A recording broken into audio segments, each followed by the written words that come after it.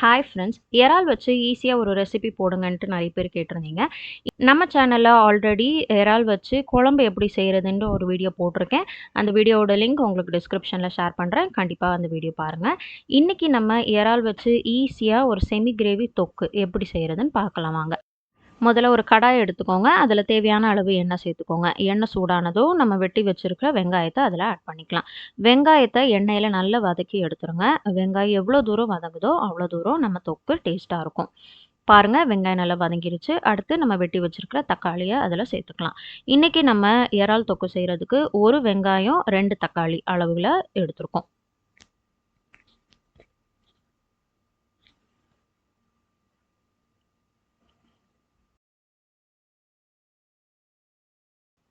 வெங்காயம், தக்காளி நல்லா வதங்கினதும் இந்த கிரேவிக்கு தேவையான அளவு உப்பு சேர்த்துக்கோங்க.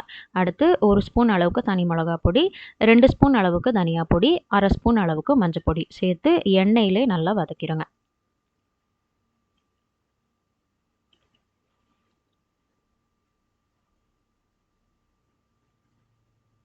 இப்போ பாருங்கள், நம்ம மசாலா ரெடி ஆகிடுச்சு. இப்போ இது கூட நம்ம வெட்டி க்ளீன் பண்ணி வச்சுருக்கிற இறாலை சேர்த்துடலாம். இப்போ நம்ம இறால் பீஸ் எல்லாம் உடையாமல் அந்த மசாலாவோட நல்லா கலந்து விட்டுருங்க. இன்றைக்கி நம்ம செமி கிரேவி தான் செய்ய போகிறோம். ஸோ அந்த கன்சிஸ்டன்சிக்கு ஏற்ற மாதிரி நிறைய தண்ணி ஊற்றிடாமல் ஒரு 1/2 கப் அளவுக்கு தண்ணி சேர்த்து வேக விட்டுருங்க. இறால் எப்போவுமே ரொம்ப நேரம் வேக விடக்கூடாது. மேக்ஸிமம் 4 மினிட்ஸ் கணக்கு வச்சுக்கோங்க.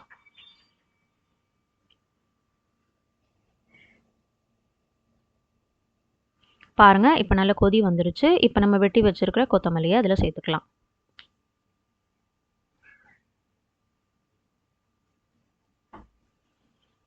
இப்போ பாருங்கள், நல்லா எண்ணெய் பிரிஞ்சு வந்துருச்சு.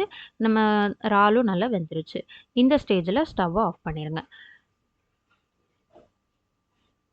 அவ்வளோதாங்க, ரொம்ப ஈஸியாக இறால் வச்சு தொக்கு ரெடி பண்ணிட்டோம். இதை கண்டிப்பாக வீட்டில் ட்ரை பண்ணி பாருங்கள்.